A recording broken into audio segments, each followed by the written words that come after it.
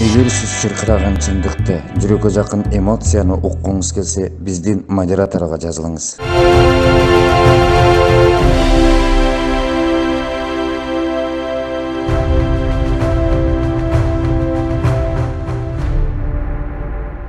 Саламатсыздарбы, урматтуу телекөрүүчүлөр, эл үнү көрсөтүүсүн улантмакчыбыз. Биздин студиябызга дагы ошо бир катар саясат таануучулар, ошондой эле коомдук ишмерлер дагы маалыматтарды айтып келишүүдө. Бүгүнкү студиябыздын мейманы Куттумидин Базаркулов эркин журналист катарында дагы өз сунуштарын айтып, учурдагы кырдаалга байланыштуу маектешмекчибиз. Саламатсызбы? Саламатсызбы. Айтсаңыз эми Куттумидин мырза, учурда легитимдүү өкмөт иштеп атат. Жогорку кеңеш легитимдүү, жогорку кеңеште иштеп жатат. Эми учурда эң урунттуу биринчи кезектеги аткарыла турган иштерге кандай баа бересиз? Ошол аткарылып аткан иштер боюнча пикириңизди уксак. Негизи Кыргызстан ушул эгемендүүлүгүн алгандан бери 3 революция, бир граждандык согуш, анан бир апат болду. Мен эми апат деп баягы тажибурусун айтып атам да. Жаңа оорун айтып атам. Анан кийин баягы граждандык согуш деген июнь окуясы 2010-жылдагы биздин жарандар менен 3 революция болду. Мына ошол 3 революциянын жана ушундай нерсенде биринчи кезекте укуктук талабы кириш керек. Биз өзүбүз ошо эл өкүлдөрүн шайлабашыбыз керек. Эл тарабынан шайлоолорду тез аранын ичинде өткөрүшүбүз керек. Мына бул учурда ошол шайлоонун кесепетинен кетпедиби? Ошондуктан ушул шайлоону кайра ордуна коюш керек. То есть жогорку кеңештин депутаттарын шайлабаш керек. Президенттик шайлоолорду биз өткөрүшүбүз керек да, биринчи кезекте укуктук талабы коюп, анан ошондой эле шайлоодон кеткен кесепеттерди, шайлоодон кеткен каталарды биз кетирбешибиз керек. Мына бүгүнкү күндө эле карап көрсөк, дагы эле ким бийликке алса, ошол 3 айлык болобу, 2 айлык болобу, 1 айлык бийликке келсе дагы административдик ресурсту камылгасын ойлоп атат да бүгүнкү күндө да. Анан биздин эң бир жаман жерибиз ошо кырдаалды караганда эле ким бийликке келсе деле, бир күн келсе, 2 күн келсе деле, 2 күн бою болобу, 2 жыл болобу, 3 жыл болобу, улуу урматтуу дегенден баштайт экенбиз. Биринчи кезекте эле биз мыйзамды талап коюшубуз керек. Биринчи кезекте ошол сын пикирлер менен мыйзамдан кетип баратканда, жанагындай узурпациядан чыгып баратканда эле биз айтышыбыз керек. Же болбосо бийликти текебериликке, амбицияга алдырып баратканда эле биз ушундай каталарды дароо-дароо айтып калышыбыз керек да. Сразу бирок айтылганда эле айрым учурда ошого буга чейин да реакция болбой атат айрым учурларда. Анан дагы бир нерсе ошол биздин ушундан болуп атат да, биздин саясатчылар ушул жок дегенде ушул өзүнүн канына берилбей атат да. Кыргыз деген канына, мисалы, улуттук канына бериле албай атат. Мына саясатты негизи эле мен оюм боюнча атанын баласы анан эл эмнедейт деген эле саясат жүргүзүш керек. Мына бүгүнкү күндө мына мөөнөтүнөн жетпей калды Сооронбай Шарипович. Конечно, ар кандай сөздөрдү айтсак болот, мөөнөтүнө жетпей калды. Бирок буга чейин Сооронбай Шариповичке чейин президент болгучу эле Шарип деген атасы жакшы болгон. Агасы Кантөре Илимпос болгон деп эле айтып келген да. А бүгүнкү күндө эмне болду? Шариптин баласы мөөнөтүнө жетпей президенттен кулады деген сөз кетип калбадыбы?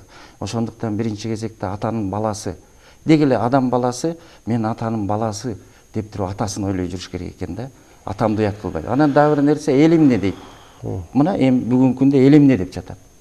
Ошондуктан эл эмне дейт деген бир уяттуу бир саясатка келип, анан иштерди алып барыш керек. Бүгүнкү элдин талаптары менен эсептешип, элден уй алыш керек.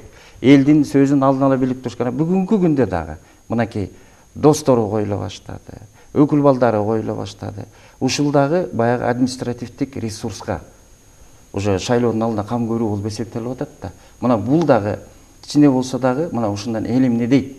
Эртеси ушул менен кете берсек эмне болобуз? Элдин кеп сөз калабыз деген сөзгө кетип, анан кырдаалды оңдоп кетиш керек. Бизде мындай гана талаптар айтылды эле да, бирок сиз айткандай ишти жакшы билген, уюштургуч, билимдүү, ишти алып бара турган ушундай адистер жаштар келсе деп атабыз. Албетте бул жерде ушул тажрыйбалуу, ишти жакшы билген уюштургуч жетекчилер да бар, аны унутпашыбыз керек да. Бирок кайсы бир деңгээлде ошого аракеттер көрүлүп атса керек бүгүнкү күндө. Ошондой нерсеге, ошондой критерийге карап туруп анан ушул кызматка коюлуп атат деп айтсак туура болот го. Көрүлгөн нерсени эл көрүш керек. А эл көрбөгөндөн кийин ал көрүлбөгөн деп эсептелинет. И ошондой эле ошонун жыйынтыгы болуш керек. Мына сиз жанагы ошо кадровый маселеде өтүп кетпесизби? Мына сиздердин КТРди деле карайлы. 10 жылдан бери өзүнүн специалисти келген жок да КТРга жетекчи болуп, генеральный директор болуп, 10 жылдан бери муну бул чиновник креслого айландырып алды да. А чындыгында келгенде бул идеологиянын маселеси, чыгармачылыктын маселеси, ошондой эле мамлекетте болгон саясаттын маселеси. Алдын ала бүлүү бир журналист адамды, жоксо журналист адис келиш керек болчу да. Мына КТРга деле келген жок. Биздин ошол мамлекетибиздин жемкор мамлекетти, коррупцияга баткан мамлекетибизди ошол телевидениеден деле билсек болот. Генеральный директор жемкорлук мамлекетте телевидениянын башчысына банкир келет деген сөз эмне деген шумдук. Мына ушундан эле жемкор мамлекеттиликти билсек болот. Ошондуктан биз дайыма адис кадрларды жаштан эмес, баштан алып келиш керек. Баш иштеген адамдарды алып келиш керек. Мен деле ошол телевидение жаатында көп жыл иштедим. Жаштарды алып келген, жаштардын мектебин түзгөн адаммын негизи Жалал-Абадта. Мына ошондо мен жаштарды алып келдим, бирок мен кетери менен кайра эскилер кирип кетти. То есть sizin bizim болуп кетти да. А бул жерде баш иштеген адам келип, акырындан жаштарды үйрөтүп, анан кийин жаштар, то есть тепкичтен өтүш керек. Тепкичтен өтмөйүнчө адистерди тарбиялоо, даярдоо маселеси. А тепкичтен өтмөйүнчө каякта кадр болот? Каякта элди билет? Ал элди түшүнүш үчүн, элди сүйүш үчүн, а сен сүйүү эмне экенин билишиң керек да. Туура айтасыз. Эми мекенчил жаштарды келсин, бүгүнкү күндө ушу өлкөнүн келечеги үчүн, таза коом үчүн иштеп берет деген ойлорду биз канчалык айткан күндө да ошо жаштарды ошондой жоопкерчиликчи мындай сезсе да, экинчи маселе. Шайлоо жөнүндө сөз кылып калып атпаймыз. Шайлоону өткөрүүнү кандай деңгээлде, кантип таза өткөрө алабыз деп ойлойсуз? Мыйзамдарга өзгөртүү толук кирип атат. Ал боюнча айтылып атат. Жумушчу топтор иштеп атат. Ошондой эле өкмөттүк эмес уюмдар менен биргеликте дагы бир канча талкуулар жүрүп атат. Негизги кайсы маселеге көңүл буруш керек деп ойлойсуз? Шайлоону өткөзөрдө ошол шайлоо өткөзүп аткан өкмөт башчылары болобу, БШК болобу, шайлоону өткөзгөн адамдар, инсандар биринчи элди сүйүш керек. Элди жанагынтип унижать этпеш керек, басмарлабаш керек. Силер коронавирустан кыйналып калдыңар, 2000 сомго же 3000 сомго ыраазы болосуңар, анан силерди шайлап берет деп элди басмарлабаш керек. Биз элди басмарлаганыбыз менен мамлекетти басмарлап жатабыз да. Сыртка ошентип уят болуп атабыз да. 3000 сом берсеңер, сени президент кылып коет, же сени депутат кылып коет деп элди басмарлаган токтотуш керек. Биринчи кезекте. Наоборот, элди сыйлаш керек. Элдин ошо кыйналып атканын бетин ачпай, кыйналып атканын билгизбей, ошол шайлоого элдин өзүнүн укугун, биздин кыргыз мамлекетибиз, биздин кыргыз деген элибиз ушундай мүнөздүү, ушундай эркин добушун берет. Анан эркин элбиз, эркин мамлекетибиз деген намыска келишибиз керек. Муну анан бул айтып атканымдын себеби бүгүнкү күндө кандай болуп атат? Административдик ресурс, ошондой эле жанагы 3000 сомду таратуу, биздин элге ушундай боло берет деген бир текеберлик амбициялар болуп атпайбы? Ушулардын баарынан кетиш керек. Экинчиден жана 3%тик барьер дегенге мен кошулам. Себеп дегенде ал жерде ошол кандайдыр бир үнү бар, сөзү бар, адис кадрлар, бүгүнкү күндө кадрлардын баары эле, ошол адистердин баары эле депутат боло албайт атпайбы? Мына менчилеп эле сыртта айтып эле калып калат атпайбы? Себеп дегенде элдин баары жанагындай жакырчылыкка кирип кетип атпайбы? Анан ошондуктан 3%тик барьер. Анан дагы бир нерсе, ушул жанагы 1 миллион сомго түшүрүү дегендерди кириш керек. Анан албетте жаштарды, баш иштеген адистерди, канчалык биз мамлекетибизге адистерди тарткан сайын бизде өсүп өнүгүү болот. Башкача айтканда, канчалык биз абирлүү адамдарды алып келишибиз керек. То есть сен өнүп келаткан нерсени өөнүп албасаң эле өнүгүү болот. А бизде тескерисинче болот атпайбы? Ким коррупционер болсо, кимдин акчасы көп болбосо, ал акчаны каяктан тагып келди, аны менен иши жок.